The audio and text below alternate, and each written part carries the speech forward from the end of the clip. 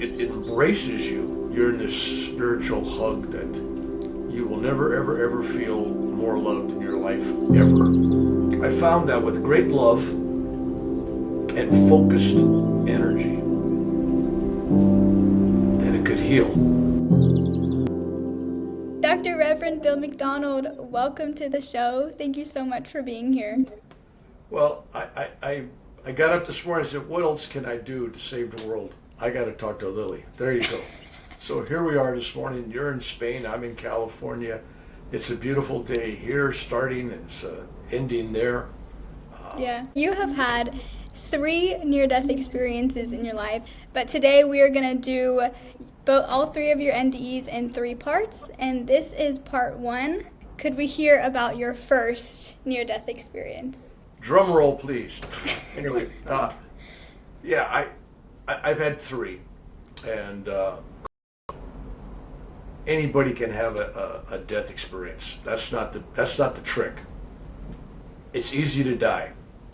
The more difficult part is coming back again.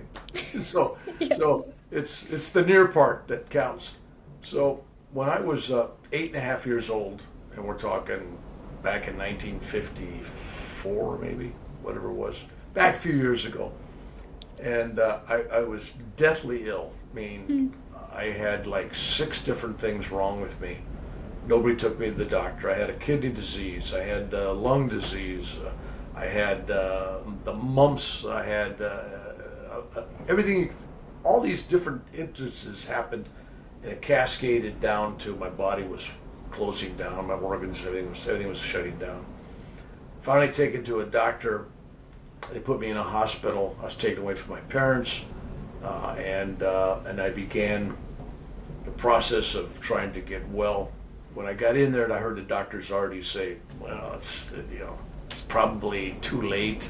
Don't expect much." So that's what I'm 8.5 years old. I'm put on a gurney and I'm rolled down the hall, and my parents leave, and that's what I hear.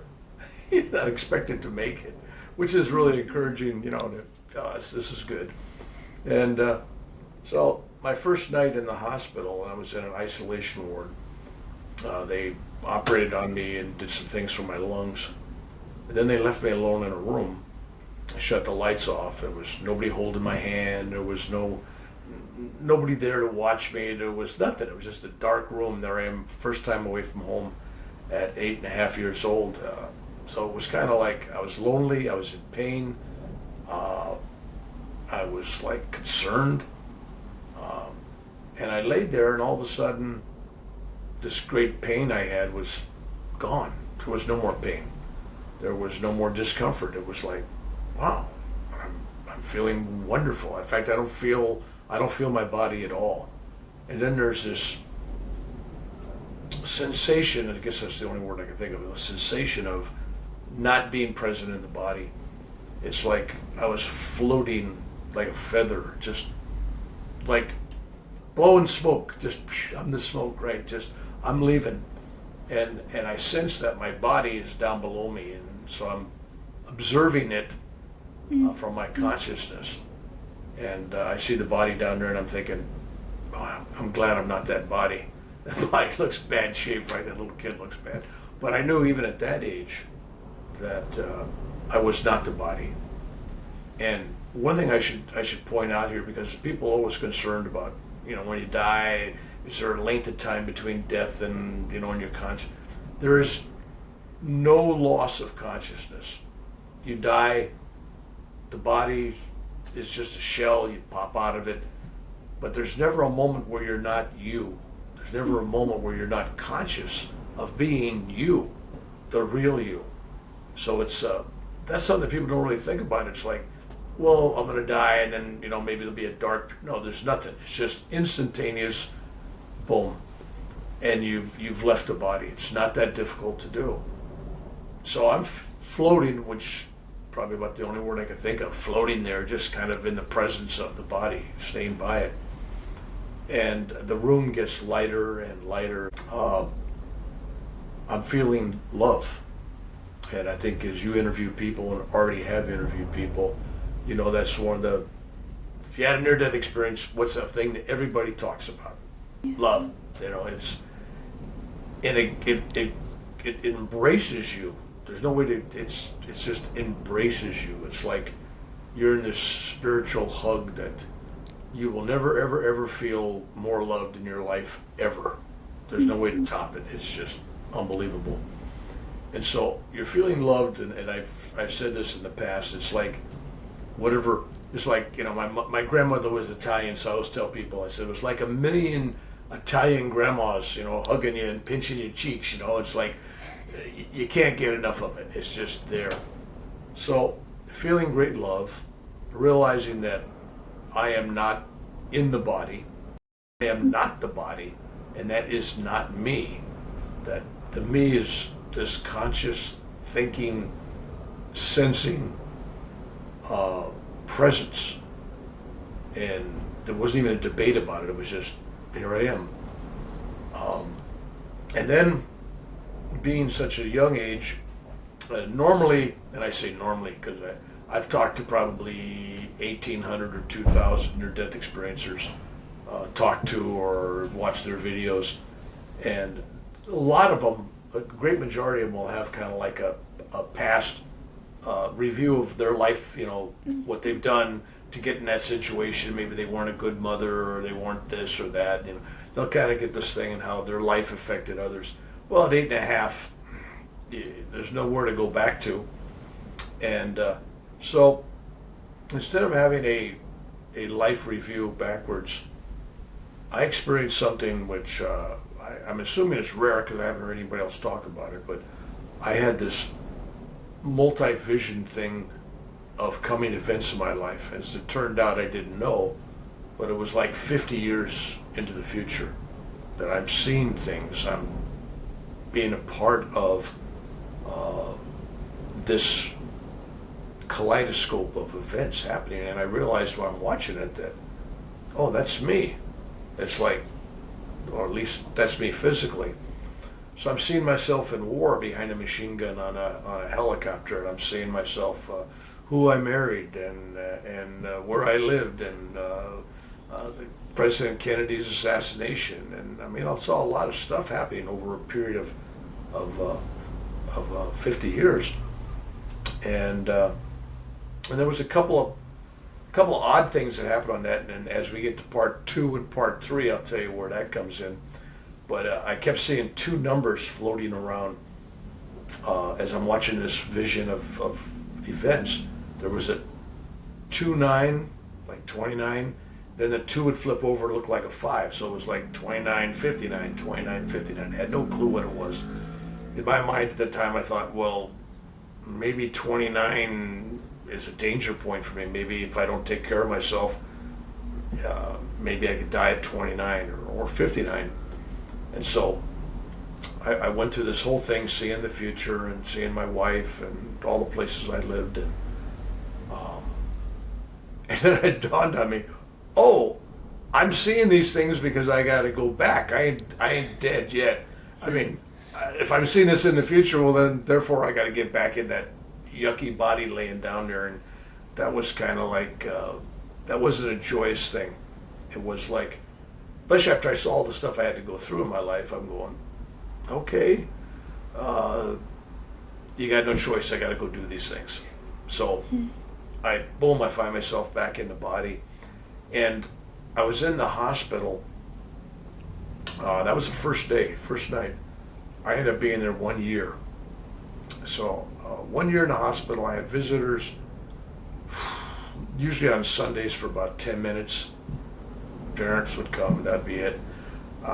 Nobody there for Christmas, birthday, Easter, all the holidays. It was like I was alone. And most of the time there was nobody else in the room, no other patients. There was no television, no phone, no landline, no smartphone, no dumb phone, no phone, no toys, no coloring books, no books to read, zero, nothing.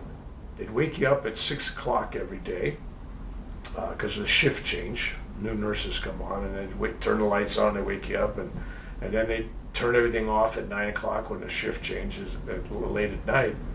And so the routine was for a year 24 hours a day, laying in a bed by myself.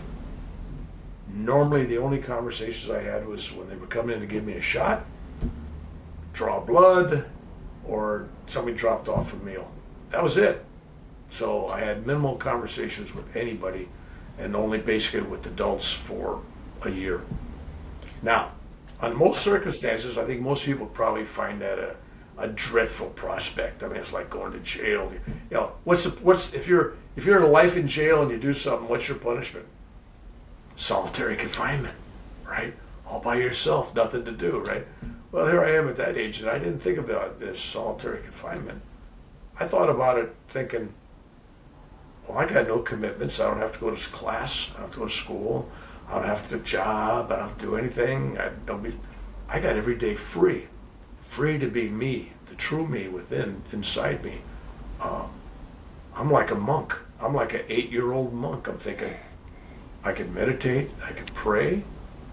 I can do all these things. And what I did is I made up all these. I thought I was making up techniques. I made up these meditation techniques. Like I had one where I was drawing energy and breathing through my navel, and I was picturing it come up my spine, and I was doing all these things and picturing, pushing my eyes together so I could see my spiritual eye, and I mean I was doing all kinds of crazy stuff. And then later on, when I went to India many years later, 50 years later, I found out from a monk that was teaching me these things. I'm going, what? How can you teach me these things? These are things I made up as a child, right? But then I found out all these things were old Tibetan techniques. So, which was interesting discovery. So while I was in the hospital, there was, I had been read the book Autobiography of a Yogi by Paramahansa Yogananda. And in the book, there was a chapter called Babaji's Cave, where this great avatar visits this yogi in the Himalayan mountains in this cave, thus Babaji's Cave, and reintroduces this Kriya Yoga technique of meditation to the world. And previously it had only been taught to the highest levels. People like Buddha or Jesus or somebody really high would be practicing this stuff. And but it was reintroduced, and it was introduced to a guru named Siriteshwar. And he requested of Babaji, he says, this is so good, we can't let this information die off. There's people out there that need this. And so it was at that point that it was given to regular people. All they had to do is have a sincere heart. And so now it's being taught all around the world. Prior to that, prior to the 1800s, it was only taught to the highest, evolving people. And now it's available all over the place. You can get it from many teachers. So anyway, so that's what I was doing when I was in the hospital. I was also doing something which led to me healing myself, because I was basically kind of told that I wasn't going to get out of the hospital. I had incurable this and incurable that, and and it was chronic, and I wasn't going anywhere. But so I remember channeling energy through my top of my head. This is back, I didn't know chakras and all that stuff. I pictured this energy coming down through my spine, and I tensed my body up, and I just charged my body with energy. And it kept making me stronger. And anyway, I ended up getting out of the hospital a year, but I remember channeling all that energy into my body. And then I thought, well, I got all this energy. It's good for meditation, but it's also like a stored battery of energy. What can I do with that? And so I got out of the hospital a year later, and I'm home, and I'm spending some time with my dog, and my dog ran outside, and I heard the screeching brakes and a thump sound, and boom, my dog got hit by a car about 40 miles an hour. And I went out there, and the dog is laying in the street. He's kind of flattened.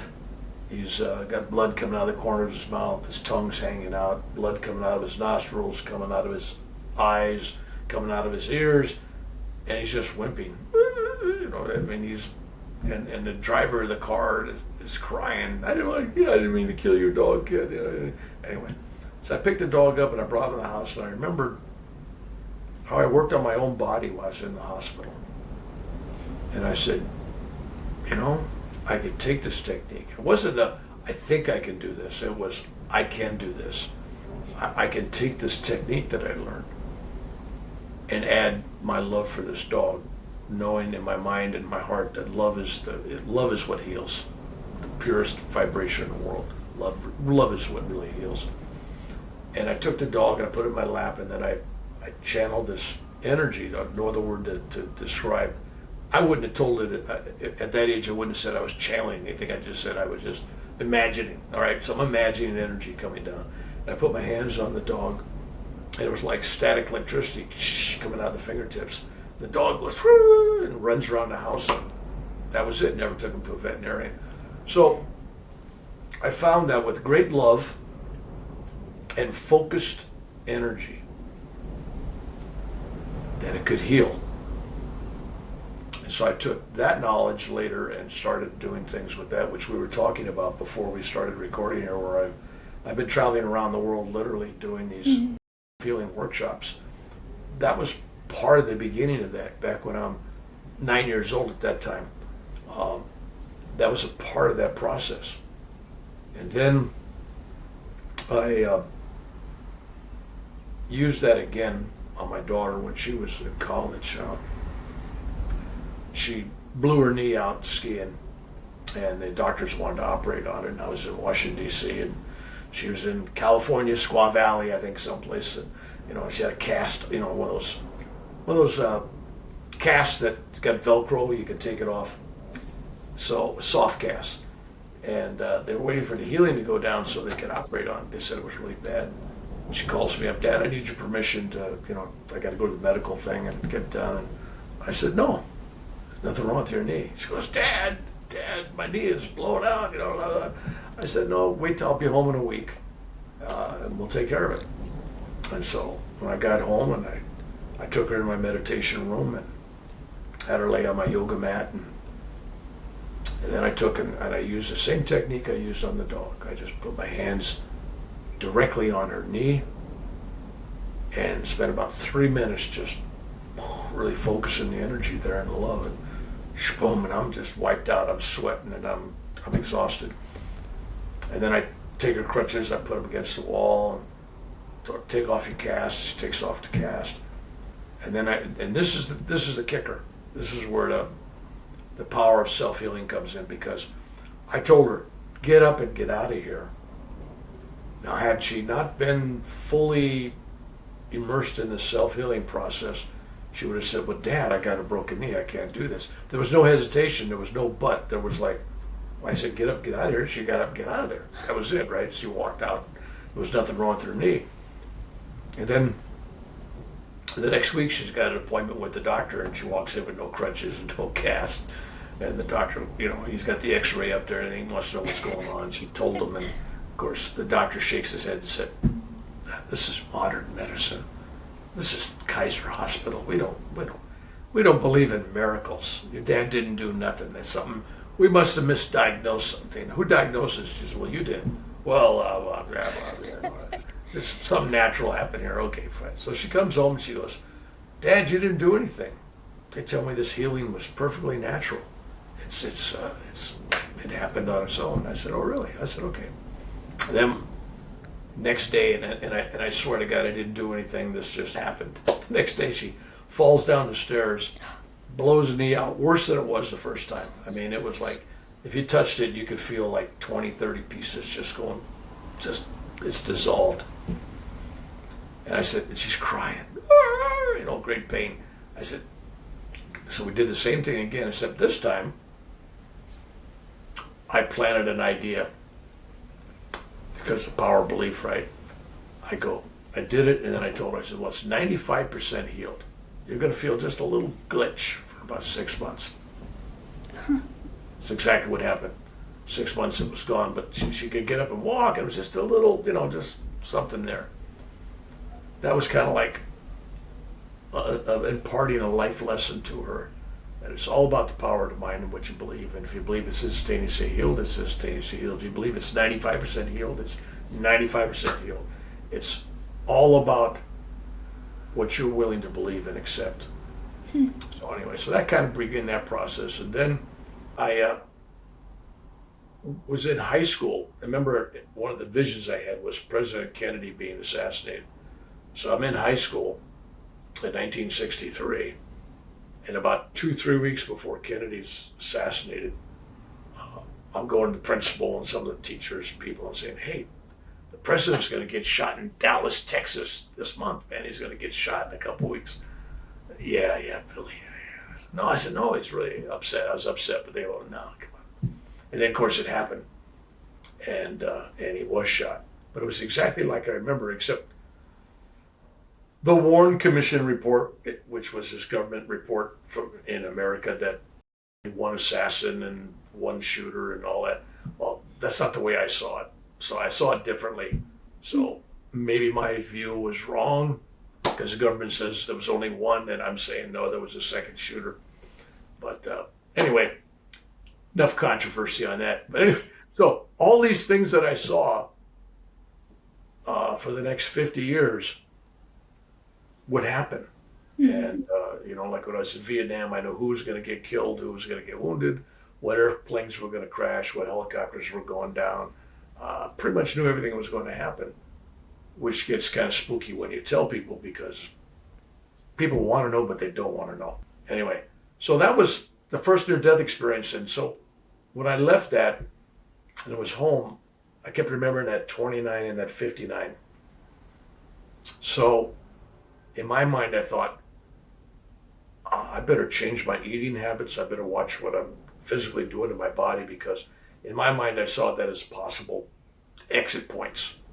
I just wasn't sure, but I basically became a vegetarian at 9 years old, only one in the family. And I don't drink, don't do drugs, don't do sugar, don't add sugar to nothing, don't add salt to nothing. I mean, cigarettes, nothing, dope, nothing. I mean, was straight. And I think that's made the difference because when I was 29, I had an event. I had this long meditative experience that ended up being something beyond samadhi. It was like if you could be beyond that, it was something just really, really out there. I call it now a rainbow body experience, but when it happened, I didn't know what to call it. It was leaving this world, leaving this creation, leaving the body, not just the body, but leaving all this and experiencing something on a totally different dimension, a different level altogether. I had just spent 3-4 hours of meditation a night. Back, I was young, and I'd meditate 2 hours in the morning, and then at night I'd meditate 4 hours, so 6 hours a day, and on a weekend I'd try to do 10 or 12, and still take care of the family, and still work, and still do all the other stuff you have to do. So I left this meditation feeling very high. That's the only word I can think of. I'm feeling very uplifted. So the meditation ended, but it didn't really end.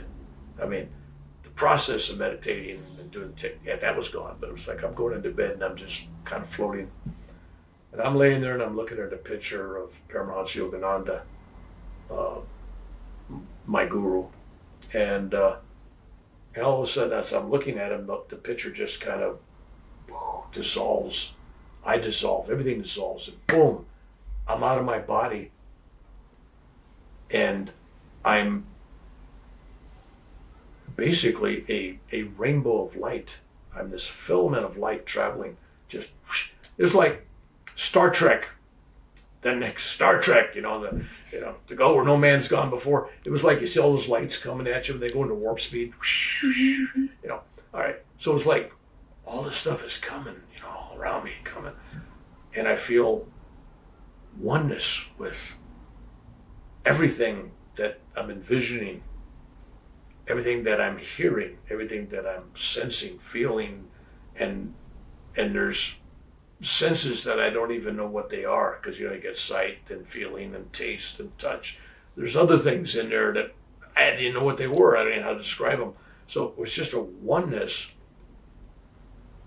And I was going and going and going and going.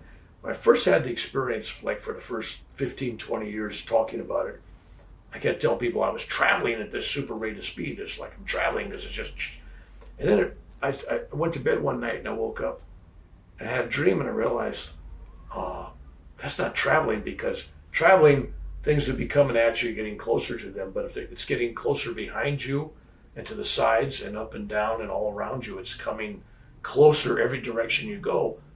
That is not traveling. That's expansion. You're expanding your consciousness towards all these things. So then I go, oh, that only took me 20 some years to figure out. But while I'm in this expanded consciousness, this state where you could hear the sound of creation, and I mean that literally, there's a sound that creation makes. Think about atoms. Okay, you got atoms and all these things. There's energy and they're moving these little electrons around. Anyway, the sound that these electrons and all these quarks and strings and all that movement, all that energy makes a sound. You know, Christian church tries to go, man, and yogis go, om, you know, but they're all trying to capture the sound. There is a sound of the universe. There's a sound of creation. In the beginning was the Word. The Word was a sound, right? And there's a sound. And it was a part of everything. And then on a deeper level, I knew that that sound was also part of the frequency of love, which was the basis of all creation. All creation, all the building blocks of creation. They may look like strings and quarks, but it's all love. It's all the Creator's love, source. And so feeling the love at that level and knowing that you are that love, not just experiencing the love, but also being a facilitator of that love as well. It was you're giving, you're receiving, you are, it's all assuming part of what you are. And you realize that you are only, you are not just you. You're everybody. You're everything. That there is no separation. The ego separates. You know, you have a personal story, you have a history. I'm Bill, I'm Lily, whatever, right? So therefore, if you have a history, you have an ego, and then if you have an ego, then you believe in this creation, and then if you believe in this creation, you believe in death and birth and afterlife and reincarnation, maybe, or whatever. It's all. If you buy into this ego, then you buy into all that. But in this world where I was at, none of that was real. It wasn't. There was just this rainbow I was in, and this rainbow was made up of fellow travelers like myself, but in other smaller egos, because you still had an ego because you still were you were still part of this. It wasn't a total separation of ego, because if that was the case, then you would be united with God. There'd be no more Bill, no more story, right? So there was still a slight separation. But I knew that, like, this is me, this finger is me, but also the cells, each individual cell in there is me, and I got billions or trillions of cells. They're all me, you know, like a holographic of me. They're all me. And this rainbow was like all these individual souls or spirits or consciousness or whatever. There's no way to describe it. Whatever we were was what we were functioning as one. In this rainbow, we were one. It was like family. It was like a body. And this rainbow was traveling through, traveling again, wrong word. We're in this other dimension doing whatever we're doing. And I realized that there's no time. But I'm seeing, because I'm able to move from 200 or 300 million years ago, forwards or backwards on this thing. It's like feeling like I've been in this experience 200 to 300 million years. Although when I will finally come back, it's only an hour and 10 minutes or something, right? But it's like hundreds of millions of years. But there's no time. But I'm seeing events and things and stuff, and it's like, oh, there's a big bang someplace. Oh, there's a black hole sucking it.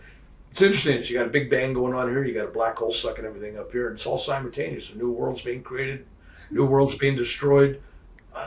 It's all over the place, right? And I knew when I was in that rainbow body that my job, my task, my destiny, whatever, with this group was to reincarnate periodically to Earth-like planets and help with the spiritual evolution and frequency change of that planet. And that these souls would not all be there at the same time. They would take turns, come in, suffer pain, angry, death, go through all the things that a human body goes through, and eventually leave whatever energy and frequency change they were supposed to do. And some would be great people, and some would be in a cave someplace, and somebody just be quietly doing something. But it was the essence of this group, supported by the others in the rainbow, why these people are in a body someplace to support them, that their job was to help evolve this planet. But we weren't the only rainbow body. We just had to be the rainbow body dealing with that.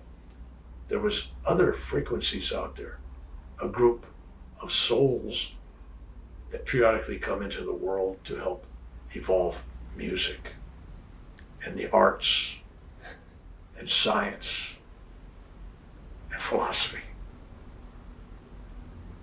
And that's how that these planets like Earth would evolve. These beings would come in and keep changing the frequencies. Mm-hmm. So anyway, so that was what was happening. And then as I'm zipping around the universe, or whatever it was, the cosmos, whatever it was, I remembered my wife and children. That was it. As soon as I remembered them, boom, I'm gone. Boom, I'm back in the body about 200 pounds or 500 pounds or it was just like huge amount of weight, just boom, and then I'm back in my body. And I started crying, and I cried and I cried. It was like I lost paradise. By remembering my ego, my story, I was Bill. I had a wife named Carol. I had children. I remembered that, and that memory separated me from that. But when I was in that blissful state, there was no memory of that. It was just love. Just all about love. Anyway, so that happened when I was 29 years old. And so that was kind of like a near-death experience. It was kind of like a death experience. But I came back, I felt like I actually, because I'd come back and I told my wife, I go, I'm not me anymore. She goes, what do you mean? I said, no, I'm not me. I didn't know what that meant at the time. I kept saying that for about 2 years. I go, I'm not me. I didn't come back me. I left, but when I came back, I was not me anymore. And I still don't know today what that means, but it wasn't like, no, this is different. This is not me. So it was, anyway. Had you felt that your consciousness itself had changed when you came back? It was like if I was an iPhone, I just got downloaded a new level of, boom. It was an upgrade. Something happened. That whets people's taste, but that was kind of bringing you here. Thank you so much for part 1 and for your first near-death experience. And this is a standalone video, so people can hear just this experience. But we are going to go on to part 2 and talk about your second one and then your third one.